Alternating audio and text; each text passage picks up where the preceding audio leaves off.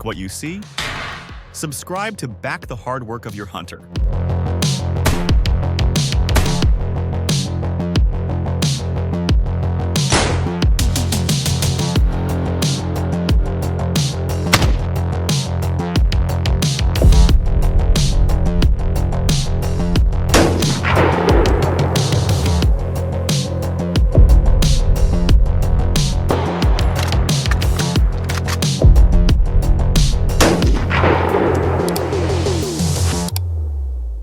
They say animals act on instinct. No emotions, no memory, no revenge. But what if that was wrong?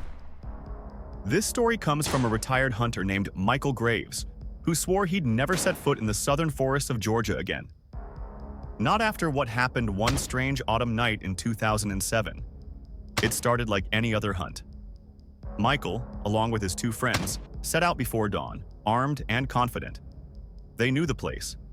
Dense woods where wild boars roamed freely. And they knew the routine.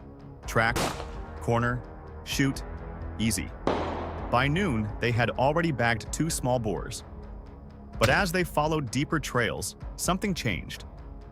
Michael spotted a large black boar in the distance, bigger than any they'd ever seen, easily 400 pounds. Old, scarred, but strangely calm. It just stood there, staring directly at them. Unmoving. His friend Tom raised his rifle, but Michael stopped him. "Let it go," he whispered. "Feels wrong." But Tom laughed, took aim, and fired. The boar flinched but didn't fall. Instead, it stared right at Tom, its eyes reflecting an unnatural red glow, like coals in the dark. Then, without a sound, it turned and vanished into the brush. They chased it for hours. No tracks, no sound. Like it had melted into the forest itself. That night at camp, unease settled like fog. Twigs snapped outside the tent. Low grunts echoed in the dark. Michael barely slept. By morning, Tom was gone. No blood, no struggle, just his rifle, snapped in two, lying beside a fresh hoof print. But this print was wrong. Too wide, too deep. And beside it, dragging lines like chains scraped across the dirt.